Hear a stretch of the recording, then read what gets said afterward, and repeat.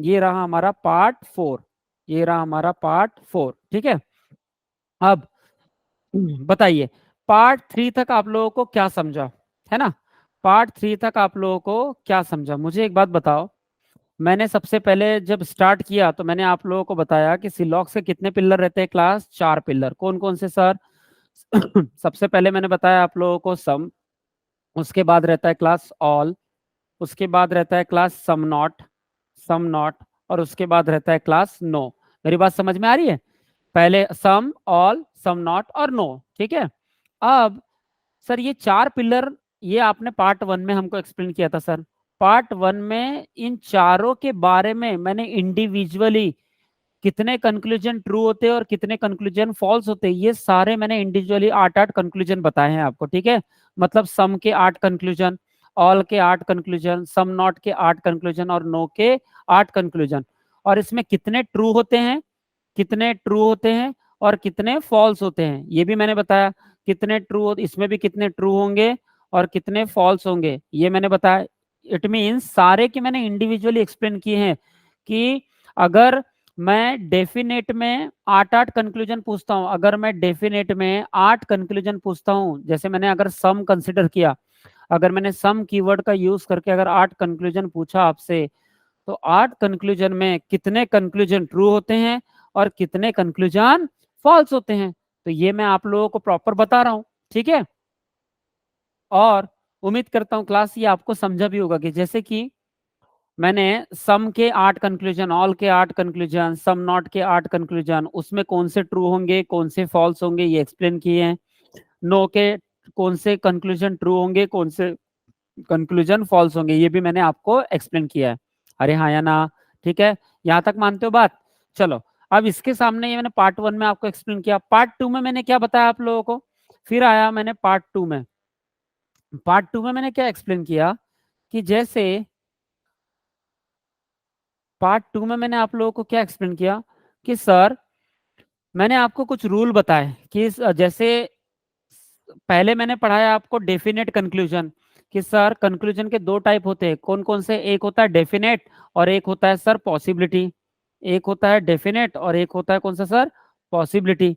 तो हाँ, एक कौन सा होता है बेटा? पॉसिबिलिटी वाला होता है। यस, तो डेफिनेट के 8 रू मतलब 8 कंक्लूजन और पॉसिबिलिटी के 8 कंक्लूजन, ये मैंने आपको पार्ट 2 में कर कर दिखाया था। ठीक है, चलो अब उसके सामने, अगर मैं उसके सामने की बात करूं तो यस, अब मैंने आपको पार्ट 2 में क्या बताया, एक बार मैं रिवाइज करना चाहूंगा कि मैंने पार्ट 2 में आपको क्या बताया। ठीक है, जैसे कि मैं अगर बोलूं कि मैंने कुछ डेफिन आपको रूल लिख के दिए थे। ठीक है, रूल नंबर 1, रूल नंबर 1 था, याद करो class, whenever there is a there is a no relation between there is a no relation between there is a no relation between two element between two element between two element where all definite conclusion all definite conclusion all definite conclusion all definite conclusion should be should be false, should be false, and all possible conclusion all possible conclusion। अब ये sir possible conclusion क्या होता है? तो class possible conclusion मतलब होता है possibility वाले कंक्लूजन। कौन से कंक्लूजन? पॉसिबिलिटी वाले कंक्लूजन। तो ये जो पॉसिबिलिटी वाले कंक्लूजन रहेंगे, all possible conclusion are must be true, are must be true, are must be true and true. और ब्रैकेट में लिखना there is positive, there is positive, positive conclusion और निगेटिव कंक्लूजन, और निगेटिव कंक्लूजन, चाहे वो positive conclusion रहे चाहे वो निगेटिव कंक्लूजन रहे, दोनों के दोनों क्या रहेंगे? ट्रू रहेंगे। मतलब whenever there is no relation between two element, whenever there is, मैं क्या बोलना चाह रहा हूँ समझो इसको, whenever there is no relation between two element where all definite conclusion should be false। मतलब सर जब दो एलिमेंट, ये ए है हमारा, ये हमारा बी है और ये हमारा सी है, सम ए आर बी। इसका स्टेटमेंट कैसे लिखूंगा क्लास में? Some A are B, some A are B and some B are C, some B are C. तो जब इसके बारे में मुझे कुछ भी बोलना है कि सर ए का रिलेशन बी के साथ में पता है मुझे, ए का रिलेशन बी के साथ में पता है और बी का रिलेशन मुझे सी के साथ में पता है। जस्ट मिनट, हाँ मैं एक कलर ले लेता हूँ इसका। ओके जस्ट मिनट, मैं कुछ कलर लेने की कोशिश करता हूँ यहाँ पे। ठीक है। हम्म।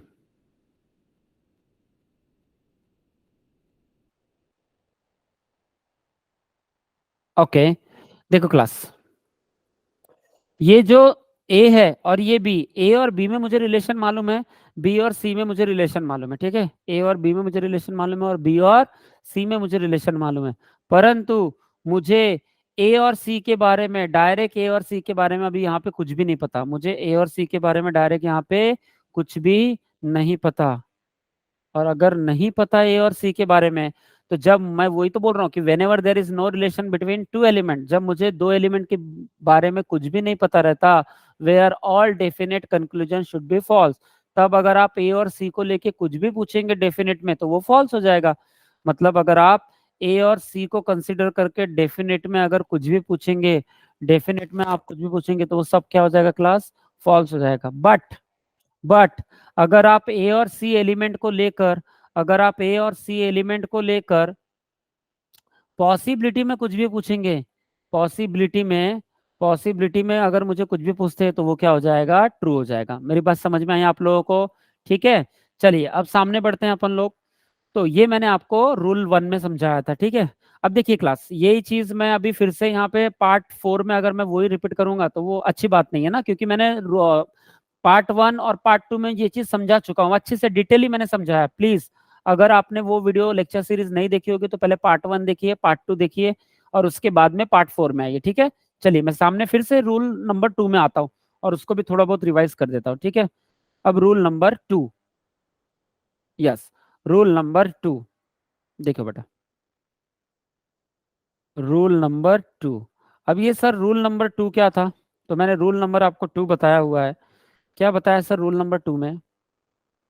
कि रूल नंबर 2 बोलता है, if if you know, if you already know, हाँ एक minute, if you already know, if you already know, if you already know relation between two element, relation between two element, relation between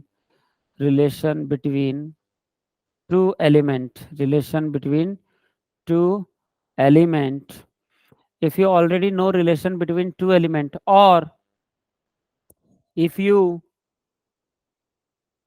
if you already know restriction between two element, restriction restriction between two element, restriction between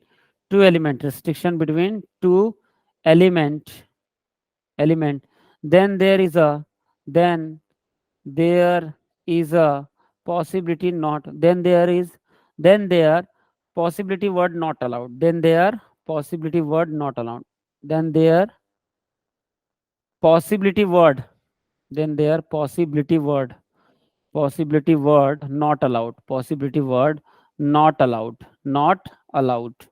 मतलब क्या हुआ sir? मतलब ये हुआ class कि अगर हमको, if you already know relation between two element, अगर दो एलिमेंट के बीच में अगर ऑलरेडी एग्जिस्टेंस रिलेशन लिखता हूँ, if you already know existence relation, क्या? एग्जिस्टेंस रिलेशन, मतलब जो पहले से उनके बीच में बना हुआ रिलेशन अगर आपको पता है, या तो if you already know restriction between two element, या तो दो एलिमेंट के बीच में आपको ऑलरेडी रेस्ट्रिक्शन पता है, then their possibility word not allowed, वहां पे अगर आप पॉसिबिलिटी वर्ड यूज नहीं कर सकते, अगर पॉसिबिलिटी वर्ड यूज करेंगे तो आप खुद गलत हो जाएंगे, मतलब फॉल्स हो जाएंगे। कैसे सर? देखिए बेटा, जैसे कि एग्जाम्पल के तौर में लेता हूं, मैं एग्जाम्पल लेता हूं कि आपको ऑलरेडी पता है, मान लीजिए ऑल ए आर भी पता है आपको, ऑल ए आर बी ये रिलेशन आपको पता है, जैसे कि मैंने स्टेटमेंट लिखा, जैसे कि मैंने स्टेटमेंट लिखा all A are B, all A are B, ये मैंने स्टेटमेंट लिखा और इसका मैंने डायग्राम निकाला यहाँ पे, ये मैंने आपके लिए डायग्राम निकाल दिया। मुझे एक बात बताओ कि सर ये जो आपने डायग्राम निकाला ऑल ए आर बी का, तो यहाँ पे आपको पहले से रिलेशन पता है कि सारा का सारा ए किसके अंदर है, क्लास बी के अंदर है, सारा का सारा ए किसके अंदर है, बी के अंदर है। तो मैं आपको बताना चाहूंगा कि जब आपको पता है ऑलरेडी कि ऑल ए आर बी है, ये सारा का सारा ए बी के अंदर है, फिर भी अगर आप यहाँ कंक्लूजन में पूछेंगे, देखिए ये जो डायग्राम निकाला ऑल ए आर बी, इसमें कितने कंक्लूजन ट्रू होते हैं क्लास, ये मैंने आपको पहले ही बताया, तो मैं बताना चाहूंगा कितने कंक्लूजन ट्रू होते हैं। सबसे पहले all A are B true होगा, क्योंकि दिख रहा है मुझे सारा का सारा ए किसके अंदर है, बी के अंदर है, all A are B true हो जाएगा। उसके बाद में some A are B true हो जाएगा, सम ए आर बी क्या हो जाएगा क्लास, ट्रू हो जाएगा। और उसके बाद में थर्ड कंक्लूजन क्या है, some B are A, some B are A, ये भी क्या हो जाएगा क्लास, ट्रू हो जाएगा, ये भी क्या हो जाएगा, ट्रू हो जाएगा। इसका मतलब सर ये जो डेफिनेट में तीन कंक्लूजन आप बोल रहे हैं, ये वाले तो ट्रू होंगे सर।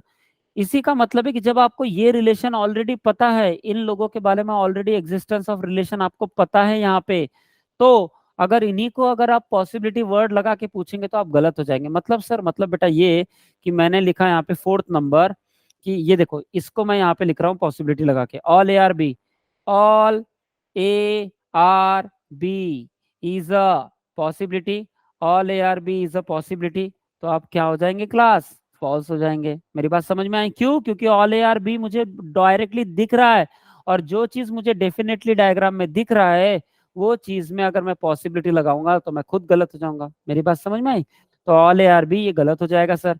फिफ्थ, फिफ्थ क्या बोल रहा है, जैसे कि मैंने ये सम ए आर बी है, जैसे कि ये सम ए आर बी है ना, सेकंड वाला, ये वाला second some A are B, इसी को मैं पॉसिबिलिटी लगा के पूछता हूँ आपको कि सर अब मुझे मालूम है सम ए आर बी तो ये डायग्राम में है करके, हिडन रिलेशन में है करके, फिर भी अगर मैं पॉसिबिलिटी में पूछूं आपको some A are B is a possibility, is a possibility, तो ये खुद क्या हो जाएगा क्लास, ये खुद गलत हो जाएगा। मेरी बात समझ में आ रही है।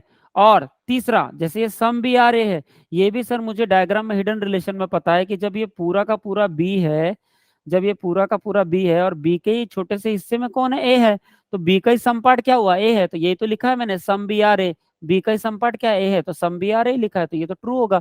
तो अगर मैं इसी को, जो चीज मुझे पहले से पता है, ऑलरेडी एग्जिस्टेंस ऑफ रिलेशन मुझे पता है, तो उसी को अगर मैं पॉसिबिलिटी में आपके सामने पूछूंगा कि सर, पॉसिबिलिटी में अगर मैं पूछूं कि some B are A, some B are A is a possibility, is a possibility, तो ये क्या हो जाऊंगा क्लास में, खुद गलत हो जाऊंगा। मेरी बात समझ में आई क्या।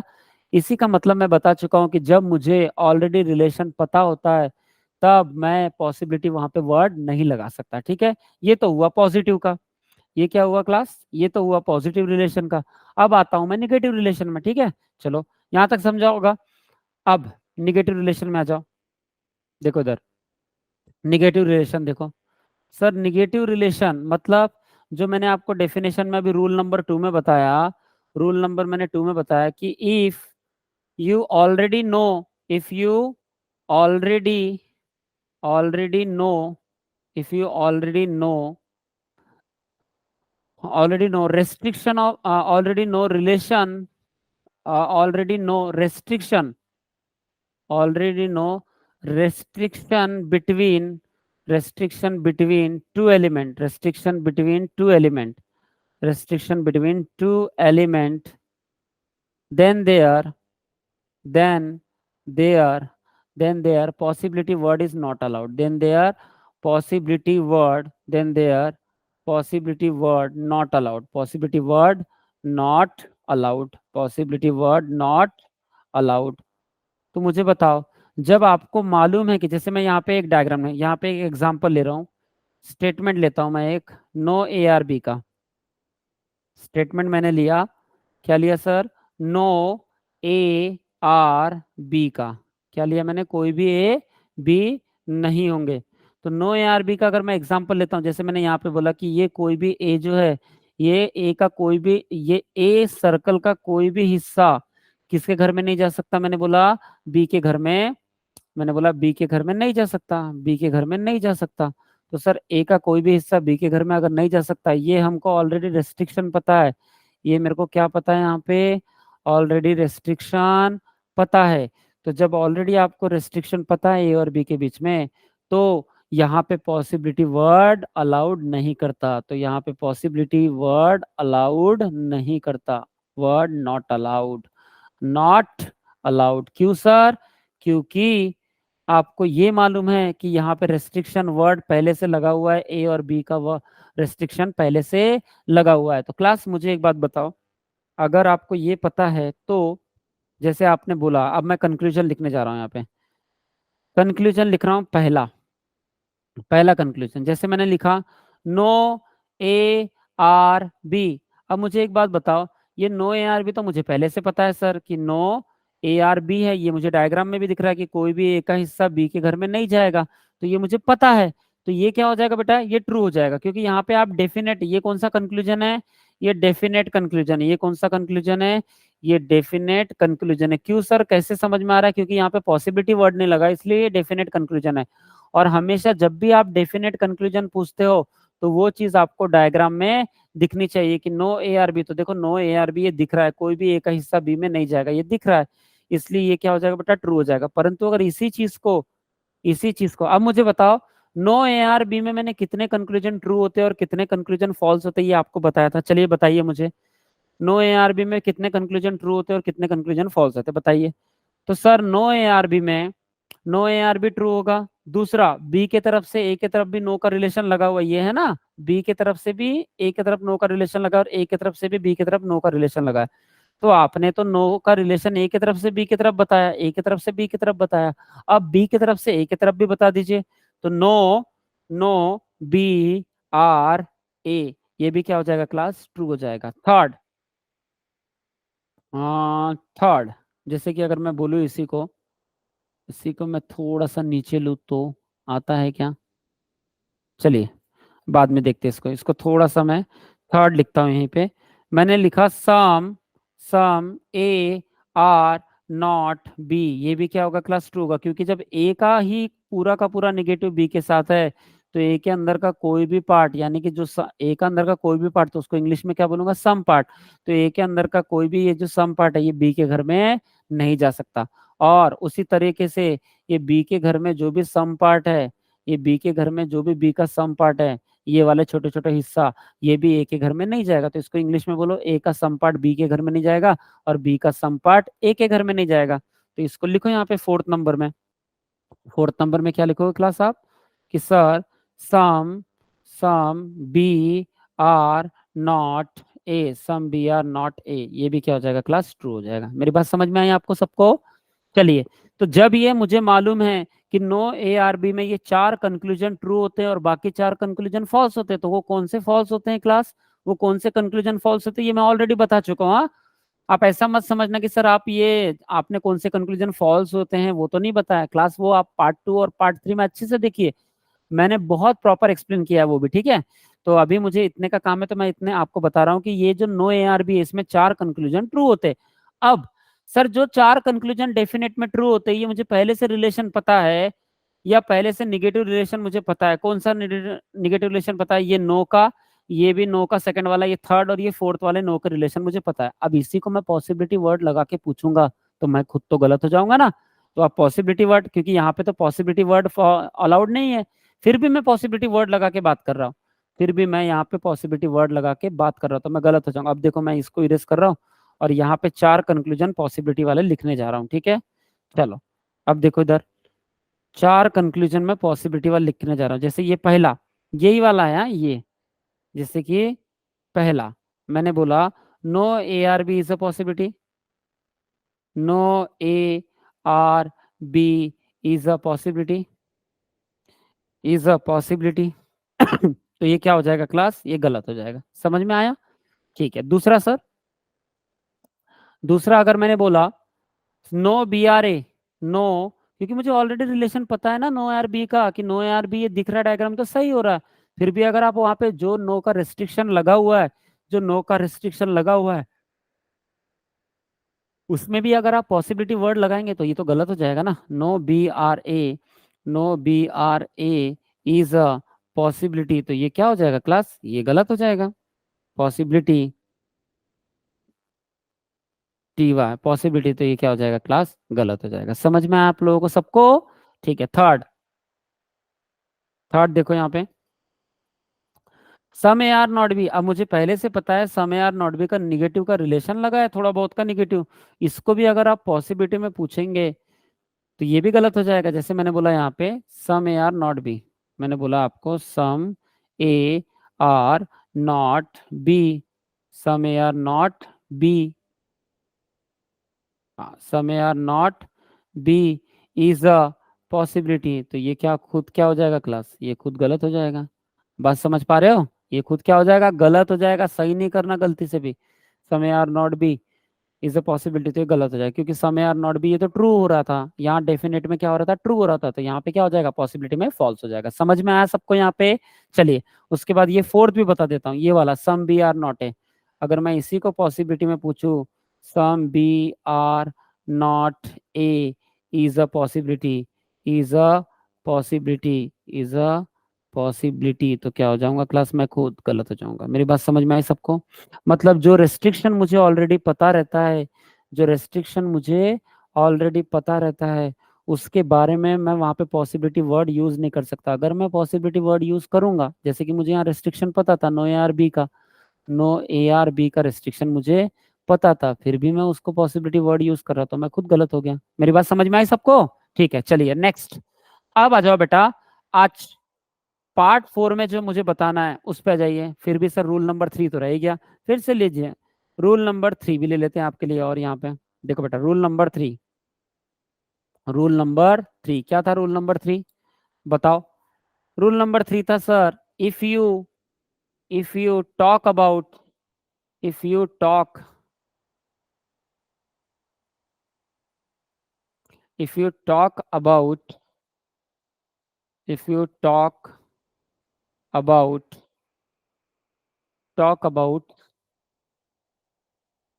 any blank space, if you talk about blank space of any Venn diagram, if you talk about blank space of any Venn diagram, if you talk about blank space, blank space of any Venn diagram, of any Venn diagram, Venn diagram, use if you talk about blank space of any Venn diagram, use possibility word, use possibility, use possibility word. If you talk about blank space of any Venn diagram, use possibility word. Then it's also then use possibility word. Otherwise, otherwise it will be false. Otherwise, sorry. Otherwise, it would be, it would be false conclusion. It would be false conclusion. क्यों sir ऐसा, क्यों sir ऐसा? क्योंकि बेटा अगर आपको, देखिए मैं फिर से ये रूल लिख के बताता हूँ, एक बार फिर से देखिए अच्छे से इसको। सर ये नोट कीजिएगा, ठीक है, ये रूल को नोट कीजिएगा। अगर आपको if you draw a true conclusion, if you draw a true conclusion about any blank space, about any blank space of any Venn diagram, of any Venn, of any Venn diagram, of any Venn diagram, of any Venn diagram, then there always use, then there always use possibility word, then there always use क्या sir, possibility word, then always use possibility word. otherwise otherwise it would be it would be false conclusion, it would be false conclusion। मेरी बात समझ में आ रही है कि class? मैंने क्या बोला, समझाओ इसको मुझे। If you draw a true conclusion about any blank space of any Venn diagram, मान लीजिए ये ए है और ये बी है, तो सर ए और बी का जो रिलेशन है, ए और बी का रिलेशन है, मुझे सिर्फ कितना पता है, सम का रिलेशन पता है कि सर ये डायग्राम किसका है। अगर मैं स्टेटमेंट लिखूं तो ये डायग्राम किसका है, सम, ये डायग्राम किसका है बेटा, सम ए आर बी का डायग्राम है, ये सम ए आर बी का डायग्राम है। अब मुझे इतना ही पता है, परंतु मुझे एक बात तो बताओ जरा, क्या मुझे ये पता है क्या, ये जो ए का जो बचा वाला हिस्सा है ये वाला, इसके बारे में पता है क्या, ये जो बी का बचा वाला हिस्सा है इसके बारे में मुझे पता है क्या? नहीं सर। तो यही हो गया ब्लैंक स्पेस, यही क्या हो गया बेटा, यही हो गया ब्लैंक स्पेस, यही क्या हो गया, ब्लैंक स्पेस। ये क्या हो गया सर, ब्लैंक स्पेस, यही क्या हो गया, ब्लैंक स्पेस। तो अगर ये ब्लैंक स्पेस है, अगर ये ब्लैंक स्पेस है, तो अगर इसके बारे में मुझे कुछ भी बोलना है, ये ब्लैंक स्पेस के बारे में मुझे कुछ भी बोलना है, और अगर उस कंक्लूजन को मुझे ट्रू करना है, तो मुझे कौन सा वर्ड यूज करना पड़ेगा, मुझे उस कंक्लूजन में पॉसिबिलिटी वर्ड यूज करना पड़ेगा, तभी वो ट्रू होगा। मेरी बात समझ में आई? तो चलिए इसको हम अभी डिटेल में देख लेते हैं, ठीक है। अब चलिए मैं बताना चाहूंगा क्लास आपको यहाँ पे अभी कि सर अगर ये ब्लैंक स्पेस के बारे में आपको कुछ भी बोलना था, जैसे ये सम ए आर बी है, ये ए का कुछ हिस्सा बी में गया और बी का कुछ हिस्सा ए में आया, तो ये तो आपको पता है सर, ये तो सम ए आर बी तो आपको पता है, पर ये आपको सम का रिलेशन पता है, परंतु इधर का तो नहीं पता था ना, ये जो बचा हुआ ए का हिस्सा है, ये जो बचा हुआ बी का ब्लैंक हिस्सा है, इसी को ब्लैंक हिस्सा बोलते हैं क्लास। ये जो ए का बचा हुआ हिस्सा है इसी को ब्लैंक हिस्सा बोलते हैं। तो इसके बारे में अगर आपको कुछ भी बोलना है और ट्रू कंक्लूजन बोलना है, तो आपको पॉसिबिलिटी वर्ड यूज करना पड़ेगा। तो मैं यहाँ पे कंक्लूजन लिखने जा रहा हूँ, अब मैं यहाँ पे कंक्लूजन लिखने जा रहा हूँ। कंक्लूजन नंबर फर्स्ट कौन सा होगा सर, क्या ए का कुछ हिस्सा बी में नहीं जाएगा, ऐसा मुझे बोलना है। आप पॉजिटिव मतलब मैं निगेटिव में बोलता हूँ, some A are not B, some A are not B is a possibility, is a, पहले देखो, पहले अगर मैं डेफिनेट में बोलूंगा कि some A are not B, some A are not B, अगर मैंने इतना ही बोला some A are not B, तो ये गलत हो जाएगा। क्यों? क्योंकि आप अगर डेफिनेट में पूछ रहे हो मुझे, तो मुझे डायग्राम में ऐसा दिखना था कि ए का जो कुछ हिस्सा है वो किस में नहीं जाता क्लास, वो बी में नहीं जाता, ऐसा दिखना था, पर यहाँ तो दिख नहीं रहा ऐसा सर, ये डायग्राम में तो यहाँ दिख नहीं रहा, इसी का मतलब है ये गलत हो जाएगा। क्योंकि डेफिनेट का मतलब ही होता है, डेफिनेट का मतलब ही होता है क्लास, डेफिनेट का मतलब ही क्या होता है, जो चीज आप डेफिनेट, डेफिनेट कंक्लूजन का मतलब ही ये होता है कि जो चीज आप डेफिनेट कंक्लूजन में पूछ रहे हो वो चीज आपको डायग्राम में दिखनी चाहिए, तभी वो ट्रू होता है। तो जो ये आप पूछ रहे हो समय आर नॉट बी, ये तो मुझे इस डायग्राम में दिख नहीं रहा, इसलिए ये फॉल्स है। मेरी बात समझ में आई आपको? परंतु सर ये जो ए का ब्लैंक स्पेस है, ये वाला ब्लैंक स्पेस ए का कुछ हिस्सा बी में नहीं जाएगा।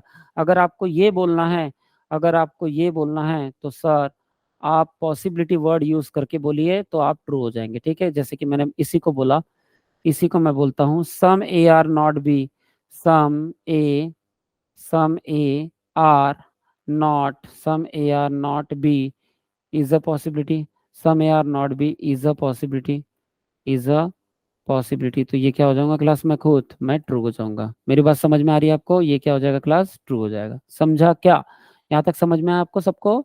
चलिए उसके बाद अगर मैंने बोला, फिर से बी के तरफ से बोलता हूं मैं, ये बी के तरफ से ए के तरफ बोलता हूँ कि sir some B are not A, मैंने इतना ही बोला अभी कि some B are not A, कि सम बी, बी का कुछ हिस्सा ए में नहीं जाएगा, तो सर बी का कौन सा हिस्सा ए में नहीं जाएगा, ये तो मुझे यहाँ पे पता ही नहीं। एक्चुअली में इसका डायग्राम कैसे निकलता है, ऐसा कि ये जो बी है, ये जो बी का कुछ हिस्सा है, ये मान लो ए में नहीं जाएगा, ये बी का जो कुछ हिस्सा है ये वाला हिस्सा, ये जो बी का ये वाला हिस्सा है, ये बी का ये वाला हिस्सा ए में नहीं जाएगा, ऐसा मुझे बोलना था।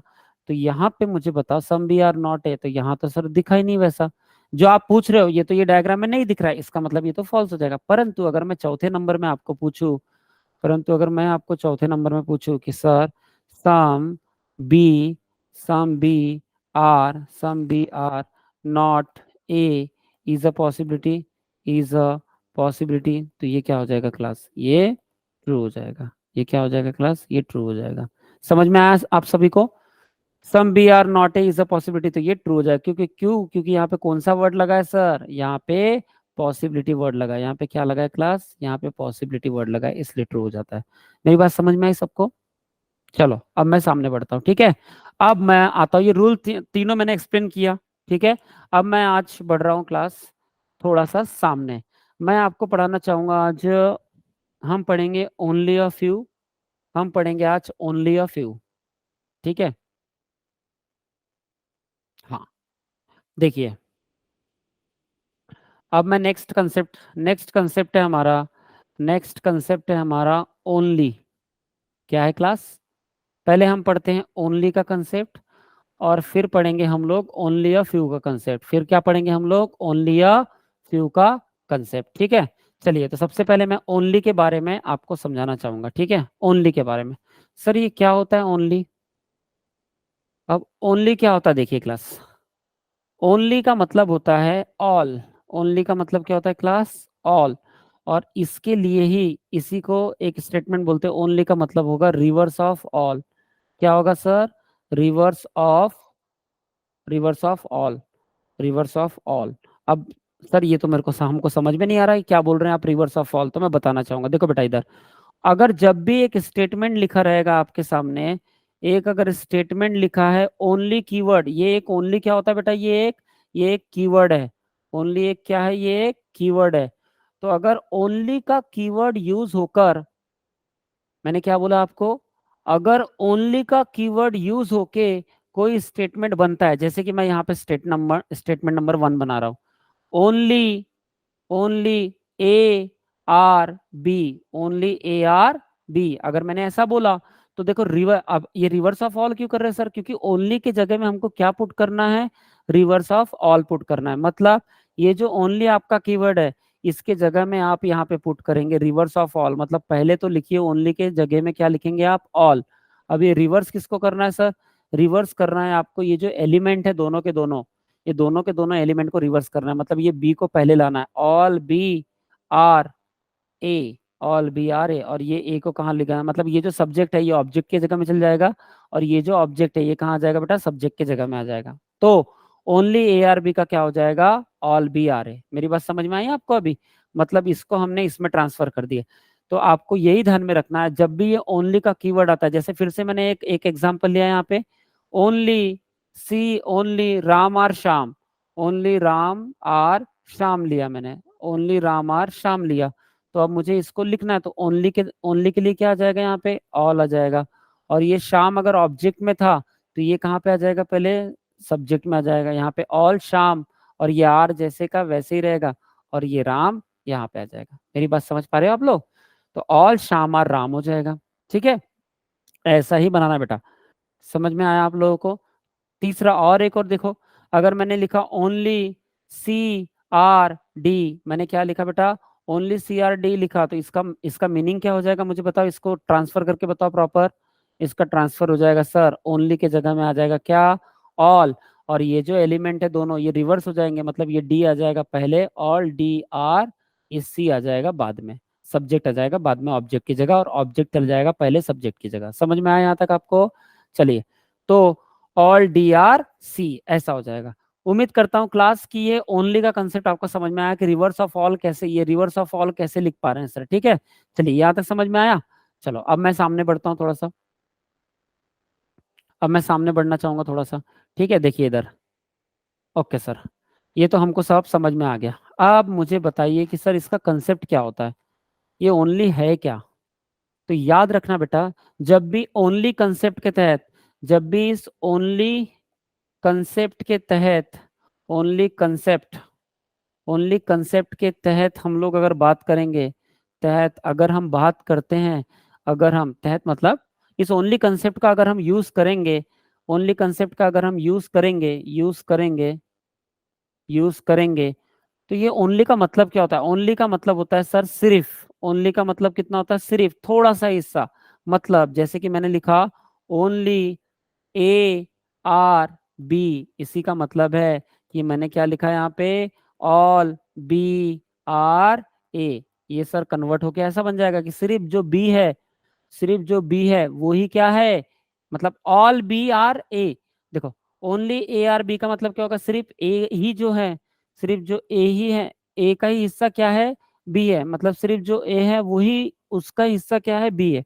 अब इसको मैंने रिवर्स कर लिया, ऑल बी आर ए, तो इसका डायग्राम बना के दिखाओ मुझे, ऑल बी आर ए कैसा होगा, ऑल बी आर ए कैसा होगा, देखो ऐसा होगा ना बेटा, ऑल बी आर ए, ऐसा हो जाएगा ऑल बी आर, मतलब ये जो बी का हिस्सा है ये वाला, ये ही सिर्फ, मतलब ये किससे बात करेगा, सिर्फ ए से बात करेगा और बाकी किसी से भी बात नहीं करेगा। मतलब ये जो बी है ना, ये सिर्फ अब बी, ओनली ए का ही हिस्सा, ओनली ए का ही हिस्सा क्या है, बी है, ए का हिस्सा क्या है, बी है, और बी किसी और का हिस्सा नहीं हो सकता। या जब आप ये ट्रांसफर कर लेते ऑल बी आर ए, तो इसका मतलब क्या हो जाता है कि सारा का सारा बी ही ए है, ये सारा का सारा बी क्या है बेटा, ए है। इसका मतलब ये जो बी है अब ये ए के अलावा किसी से बात नहीं करेगा, मतलब किसी के पास ना तो जा सकता है ना तो बी के पास कोई आ सकता है। मेरी बात समझ में आई क्या?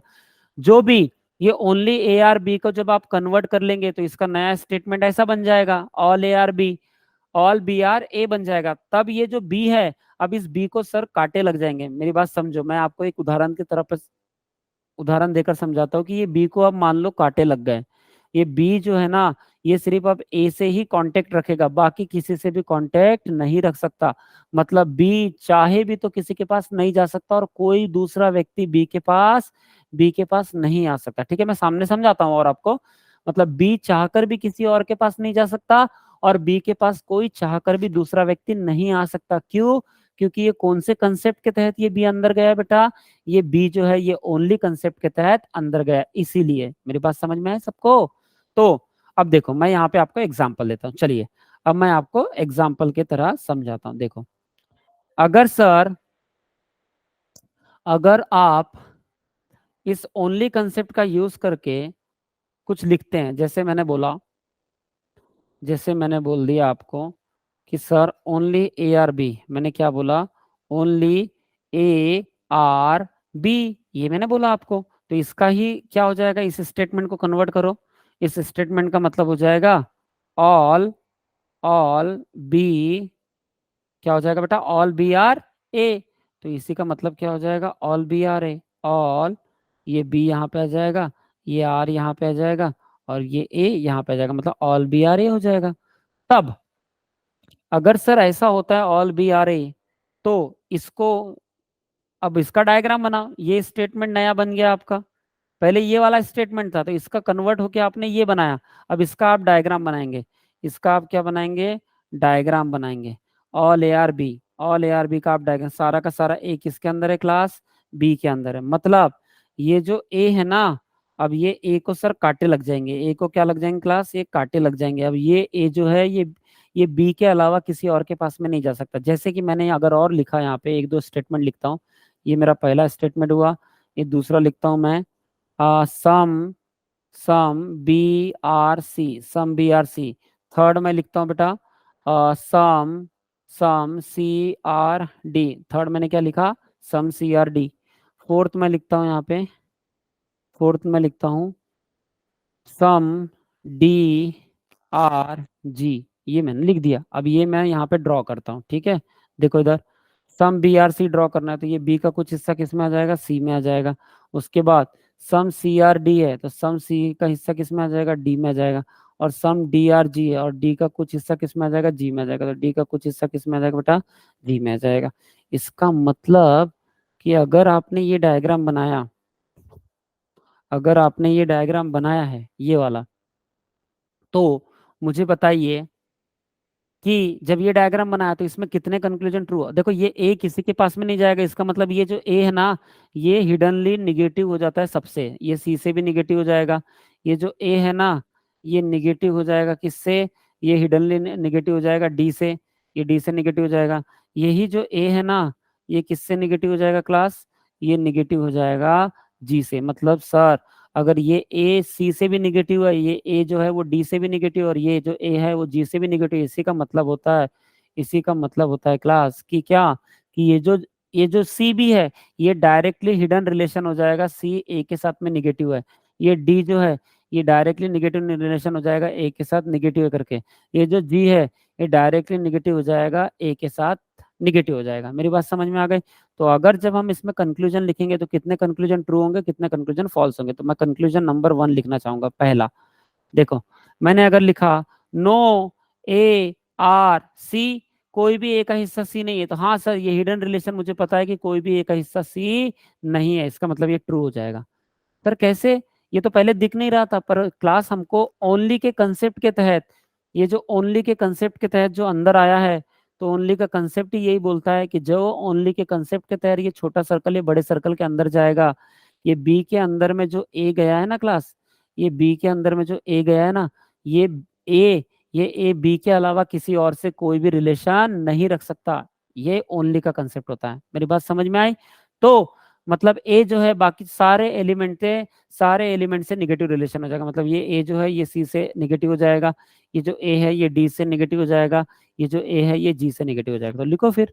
ये पहला वाला तो सर गलत, ये पहला वाला सही हो गया। ये दूसरा अगर मैं लिखूं तो, अगर मैं दूसरा लिखूं, मैं बोलना चाहता हूँ no A are D, no A are D, ये भी क्या हो जाएगा? ट्रू हो जाएगा। कोई भी ए डी के घर में नहीं जाता, तो हाँ सर नहीं जाता क्योंकि पहले हिडन रिलेशन में निगेटिव है इसलिए।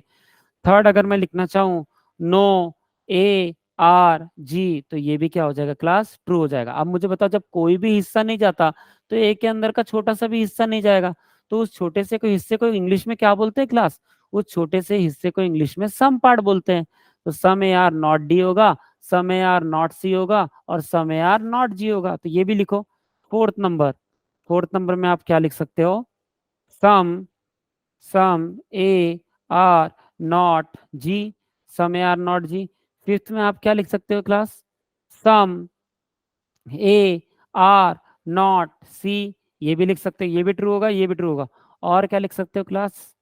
सिक्स में क्या लिख सकते हो? नो ए आर डी, क्या लिख सकते हो?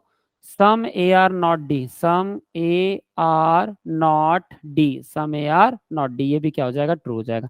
जब पूरा का पूरा ए ही सी के घर में नहीं जाता तो ए का सम पार्ट भी सी के घर में नहीं जाएगा। तो जब आपने ए के तरफ से सी के तरफ लगाया तो सी के तरफ से भी तो ए के तरफ लगाओगे ना, कि सी का जो कुछ पार्ट है वो भी ए के घर में नहीं जाएगा। अरे हाँ या ना? तो सी का भी जो हिस्सा है वो भी किसके घर में नहीं जाएगा? ए के घर में नहीं जाएगा। तो बेटा इसको बताओ अभी, चलो इसको मैं, यहां तक समझ में आया? 1 2 3, ये 4, ये 5 और ये 6, ये क्यों 6 के 6 ट्रू है, ये समझ में आया? चलिए वहीं पे अब मैं और रिलेशन लगा के दिखाता हूँ। अब सी की तरफ से ए की तरफ, डी की तरफ से ए की तरफ, जी की तरफ से ए की तरफ, ये रिलेशन लगा के दिखाता हूँ मैं, ठीक है? चलिए ओके सर, आपने ये तो 6 रिलेशन हमको समझा दी, हमको समझ भी आ गए, पर ये और सर बताइए इसमें क्या ट्रू हो सकता है क्या फॉल्स हो सकता है? तो देखो मैं बताना चाहूंगा बेटा। पहला, अब सी की तरफ से बोलो no no no C are, क्या बोलूंगा मैं? No C no C are D, ये भी ट्रू हो जाएगा। No D are, sorry no C are D नहीं रे, नो सी आर ए, क्या? नो सी आर ए, तो नो सी आर, ये डी के जगह में ए करो पहले। No C are A, no C are A, ये ट्रू हो जाएगा। नो डी आर ए, ये भी ट्रू हो जाएगा, क्योंकि ये देखो ना, ये हिडन रिलेशन जब इधर से इधर आया निगेटिव का, तो इधर से भी तो इधर जाएगा ना निगेटिव का ए के अंदर में। हाँ मतलब नो डी आर ए, ये पहला हुआ, ये सेकंड हुआ, और ये थर्ड हुआ। थर्ड क्या है बेटा? थर्ड ये है कि no G no G are A. मेरी बात समझ में आ रही है? तो नो जी आर भी ये क्या हो जाएगा? ट्रू हो जाएगा। समझा के सर आपको? पक्का? चलिए हाँ अभी देखो इधर, सब लोग समझो अब। नो जी आर ए, ये भी ट्रू हो गया सर। देन ये भी ट्रू हो गया सर। उसके बाद अब सर जब पूरा का पूरा डी ए के घर में नहीं जाता, तो डी का कुछ भी हिस्सा जो होगा, डी का जो भी कुछ भी हिस्सा होगा, ये कुछ भी हिस्सा मतलब ये सम पार्ट जो भी डी के अंदर वाला होगा, इसको कुछ भी हिस्सा बोलते हैं। मतलब इंग्लिश इंग्लिश में इसको सम पार्ट बोलते हैं। डी के अंदर का ये जो छोटे छोटे हिस्से है ना, ये कौन सा पार्ट है बेटा? सम पार्ट है। तो डी के अंदर का कोई भी हिस्सा ए के घर में नहीं जाएगा। तो अब ये बोलो आप, चौथा नंबर लगा के बोलो, some D some D are not A, some D are not A, ये भी क्या हो जाएगा क्लास? ट्रू हो जाएगा। फिफ्थ बोलो, सम सी आर नॉट ए, ये भी क्या हो जाएगा क्लास, ये भी ट्रू हो जाएगा। 6 बताओ जी की तरफ से, some some G are not, some G are not A, ये भी क्या हो जाएगा क्लास, ट्रू हो जाएगा। मेरी बात समझ में आ गई सबको? सबको समझा क्या? चलो, यहां तक उम्मीद करता हूँ क्लास आपको सब समझ में आया होगा। ठीक है, चलिए अभी, अब सर इसमें फॉल्स क्या होता है वो तो बताइए। तो क्लास ये जो ट्रू कर रहे हैं ना आप, ये जो आप डेफिनेट में आप ये हिडन रिलेशन वाले सब ट्रू कर रहे हैं, इसी को अगर मैं पॉसिबिलिटी में पूछ दूं तो यही सब फॉल्स हो जाएगा। मतलब सर, मतलब ये कि इसी को, ये जो चीज अगर डेफिनेट में ट्रू होती है, ये सारे के सारे मैंने डेफिनेट कंक्लूजन लिखे हैं क्लास। ये कौन से कंक्लूजन लिखे हैं मैंने, सारे के सारे ये डेफिनेट कंक्लूजन लिखे। और डेफिनेट का मतलब होता है कि जो चीज आप पूछते हो वो डायग्राम में दिखना चाहिए, या कम से कम हिडन रिलेशन तो भी शो होना चाहिए। तो यहाँ पे हिडन रिलेशन सबके अंदर में शो है। ठीक है, ये ए का कोई भी हिस्सा सी के घर में नहीं जाएगा, ये सी का कोई भी हिस्सा ए के घर में नहीं जाएगा, ये हिडन रिलेशन में शो है। ये कब शो होता है, सिर्फ ओनली के कंसेप्ट में ऐसा शो होता है। ठीक है, इसी को बोलते हैं ओनली का कंसेप्ट। ठीक है, अब देखो इधर, अब मुझे बताओ सर, ये तो ट्रू ट्रू वाले तो आपने बता दिया, फॉल्स वाले बता दो। हाँ देखो बेटा, इधर ही फॉल्स वाले मैं बताता हूँ। अब ये जो 3 मैंने ट्रू लिखा ना, ये 3 ही को मैं पॉसिबिलिटी में लिख के दिखाता हूँ तो आपको ज्यादा अच्छे से समझेगा। देखो ये 3 को, ये मैं पहले को यहाँ पे लिख के दिखा रहा हूँ, ये पहले को ही यहाँ पे लेता हूँ 4th नंबर, ये पहले को ही मैं ट्रांसफर करके दिखा रहा हूँ। No C are A is a possibility, is a possibility. तो ये मैं खुद क्या हो जाऊंगा क्लास, गलत हो जाऊंगा। क्यों? क्योंकि जो चीज मुझे पहले से पता है कि कोई भी सी ए के घर में नहीं जा रहा, फिर भी अगर आप हिडन रिलेशन में पता है ना, कोई भी जो सी है वो ए के घर में नहीं जाता करके, ये हिडन रिलेशन में मुझे पता है। तो no C are A is a possibility अगर मैं पूछूंगा तो मैं खुद गलत हो जाऊंगा, क्योंकि मुझे ये चीज डेफिनेट में पता है नहीं जाता करके। फिर भी आप संभावना में पूछ रहे हैं, फिर भी आप सपने में पूछ रहे हैं कि जाएगा क्या। नहीं सर, मुझे डेफिनेट में पता है कि ये नहीं जाता करके, कोई भी सी का हिस्सा ए के घर में नहीं जाता। तो ये पॉसिबिलिटी में क्या हो जाएगा, ये फॉल्स हो जाएगा। ये देखो, ये सेकंड वाले को फिर से मैं यहाँ ट्रांसफर करके बताता हूँ 5वें नंबर में। No D are A, no no D are A, तो मैंने बोला no D are A is a possibility, A is a possibility, no D are A is a possibility. तो ये भी क्या हो जाएगा क्लास, ये भी गलत हो जाएगा। क्यों सर? क्योंकि नो डी आर ए मुझे पहले से पता है कि no D are A true है। जो चीज डेफिनेट में ट्रू होती है उसको पॉसिबिलिटी में गलत होना पड़ेगा फिर, क्योंकि मुझे पहले से वो एग्जैक्टली पता है। देखो क्लास, आपको अगर सिंपल मीनिंग समझना है डेफिनेट और पॉसिबिलिटी का, मतलब डेफिनेट मतलब जो एकदम दिखे डायग्राम में या कम से कम हिडन रिलेशन में प्रूफ हो, उसको बोलते हैं डेफिनेट। और पॉसिबिलिटी का मतलब होता है कि जो हमको पता नहीं है। पॉसिबिलिटी का मतलब क्या होता है, संभावना में, मतलब सपने में, ड्रीम में, इमेजिनरी में, जो चीज रियल नहीं है उसमें। तो जो चीज रियल है उसको पॉसिबिलिटी में पूछोगे तो खुद गलत हो जाओगे। मेरी बात समझ में आई क्या? ठीक है, चलो अब उम्मीद करता हूं क्लास यहां तक आपको 100% क्लियर हुआ होगा। ठीक है, हाँ अभी मुझे बताओ सामने। हाँ अभी देखो बेटा, थोड़ा सा सामने बढ़ेंगे हम लोग अब। हम्म, अब हम थोड़ा सा सामने बढ़ते हैं। चलो ओके, मुझे एक बात बताओ क्लास, अब सर ये भी, ये तो आपने फॉल्स करके बता दी, ये भी समझ में आ गया। अब क्या और यहाँ पे ट्रू हो सकता है और क्या फॉल्स हो सकता है ये बताइए। देखिए, और क्या ट्रू होगा और क्या फॉल्स होगा ये बताना चाह रहा हूँ मैं। ठीक है, अब ये दोनों फॉल्स कैसे हुए ये भी समझ में आ गया सर, और ये दोनों, ये तीनों ट्रू थे ये भी समझ में आ चुका था हमको। ठीक है, और देखो बेटा, अब डेफिनेट में हमको यहाँ पे क्या दिख रहा है, हमको डेफिनेट में क्या दिख रहा है मुझे इतना बताइए आप लोग। हमको डेफिनेट में दिख रहा है कि सम सी, ये देखिए, ये जो सी का हिस्सा है ना, ये जो सी का हिस्सा है ये किस में गया, ये बी के हिस्से में टच है, ये सी का हिस्सा बी के हिस्से में टच है। इसका मतलब सम सी आर बी तो है सर। तो आप बोलो, पहला कंक्लूजन लिखता हूँ, फिर से लिखता हूँ, ये आप सब नोट करते जाना। हाँ, ये लिख रहा हूँ मैं, सम सी आर बी। तो सर ये तो मुझे दिख रहा है कि सी का हिस्सा किस में है, ये बी में है, तो ये तो ट्रू हो जाएगा। ठीक है, उसके बाद सी का हिस्सा डी में है, ये भी दिख रहा है ना, सी का हिस्सा डी में, ये भी ट्रू होगा, डी का हिस्सा जी में, ये भी ट्रू होगा। परंतु अगर मैंने बोला क्या ये जी, ये बी में जाएगा क्या, तो हाँ ये बी में हिडन रिलेशन में नो नहीं है। ये बी के साथ में ना तो सी का, ना तो डी का, ना तो जी का कोई भी हिडन रिलेशन नहीं है। परंतु हिडन रिलेशन किसके साथ में है क्लास, ए के साथ में सी का रिलेशन है हिडन। ए के साथ में सी का है, ए के साथ में डी का है, ए के साथ में जी का हिडन रिलेशन है। वैसे ही उल्टा करो, सी के साथ में ए का निगेटिव का रिलेशन है, डी का ए के साथ में निगेटिव का रिलेशन है उल्टा, जी का ए के साथ में निगेटिव का रिलेशन है हिडन। मतलब अब मुझे बताओ बी का तो नहीं है ना, तो पूरा का पूरा सी उठ के बी में जा सकता है। जैसे मैंने बोला ऑल सी आर बी, ये गलत हो जाएगा क्योंकि सारा का सारा सी बी के अंदर नहीं दिख रहा। परंतु अगर मैं इसी को पॉसिबिलिटी पूछूं, ये देखो ये थर्ड, यही मैं सेकंड वाले को थर्ड नाम देता हूं और इसमें पूछता हूं all C are B is a possibility, तो हाँ सर ये ट्रू हो जाएगा। मेरी बात समझ में आई? ये क्या हो जाएगा बेटा? ट्रू हो जाएगा कि all C are B is a possibility, ये क्या हो जाएगा? ट्रू हो जाएगा। समझा आपको?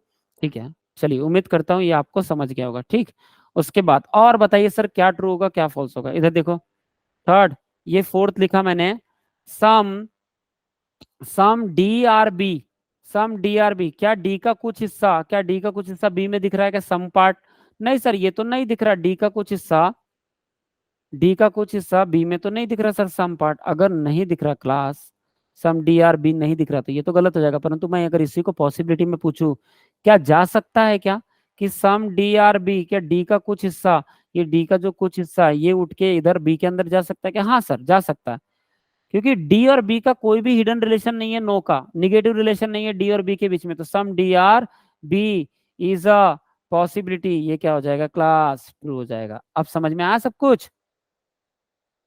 उम्मीद करता हूँ क्लास आपको 100% कंसेप्ट यहाँ पे क्लियर हुआ होगा। जो मैंने आपको ओनली का आज कंसेप्ट समझाया ये आपको 100% क्लियर हुआ होगा क्लास। ठीक है, तो सर और बताइए ना, और इसमें क्या, इसको इसको बिल्कुल छोड़िए मत सर, इसको पूरा कंप्लीट कीजिए। तो समझो इधर बेटा, और मैं दो चार बातें बताता हूँ आपको, देखिए हिडन, और मैं आपको दो चार बातें बताता हूँ। पहले इसको इरेज कर लो जरा, यहाँ तक समझा? यहाँ तक लिख के रखो, पहले वीडियो को पॉज करो और यहाँ तक पहले लिख के रखो, ठीक है? हाँ, लिखने के बाद और सामने फिर यहाँ से ही रिज्यूम करके सामने देखना, ठीक है? चलिए मैं और बताता हूँ आपको। अब मुझे एक बात बताओ, क्या जब ये जी, अभी आपने सर पॉसिबिलिटी पॉसिबिलिटी बोल रहे थे कि जी का हिस्सा बी में जा सकता है, तो जब सम हिस्सा जा सकता है तो पूरा भी जा सकता है। जैसे मैंने यहाँ पे बोला कि all all G are B, सारा का सारा जी बी के अंदर है, तो नहीं सर ये तो दिख नहीं रहा सारा का, क्योंकि आप ये डेफिनेट में पूछ रहे हैं, यहाँ पॉसिबिलिटी वर्ड थोड़ी लगा है।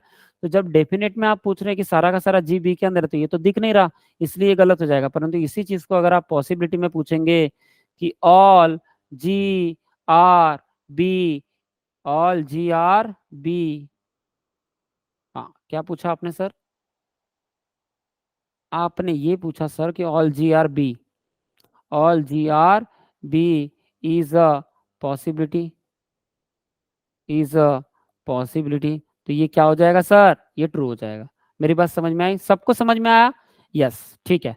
नेक्स्ट, चलिए यहां तक ये ओनली का कंसेप्ट बेटा खत्म होता है, ठीक है? क्योंकि जो भी छोटा सर्कल, जो भी छोटा सर्कल इस बड़े सर्कल के अंदर आएगा, जो भी छोटा सर्कल इस बड़े सर्कल के अंदर आएगा, तो वो छोटे सर्कल को क्या लग जाएंगे? कांटे लग जाएंगे। वो ना तो किसी के पास जा सकता है और ना ही कोई दूसरा सर्कल उसके पास आ सकता है। तो ये हमको डेफिनेट में पता है, हिडन रिलेशन में हमको पता है। तो जब भी हिडन रिलेशन में आपको पता रहेगा, तो उसमें पहले ही आप ऐसे हिडन रिलेशन का निगेटिव लगा देना, ठीक है? कि ये निगेटिव है करके। समझ में आया? इसी को बोलते हैं बेटा ओनली का कंसेप्ट। चलिए उम्मीद करता हूं क्लास यहां तक आपको समझा होगा और आपने अच्छे से सीखा भी होगा। अब इसके बाद हम नेक्स्ट कंसेप्ट पढ़ने वाले हैं। नेक्स्ट कंसेप्ट क्या पढ़ेंगे क्लास? हम नेक्स्ट कंसेप्ट पढ़ने वाले हैं ओनली अ फ्यू। क्या पढ़ने वाले हैं बेटा हम? ओनली अ फ्यू, ठीक है?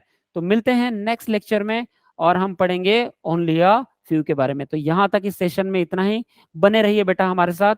चलिए नेक्स्ट मिलता हूँ पार्ट नंबर 4 पे, ठीक है? पार्ट नंबर 4 पे पार्ट नंबर 5 में मिलता हूं मैं आपको, ठीक है? चलिए, thank you so much class.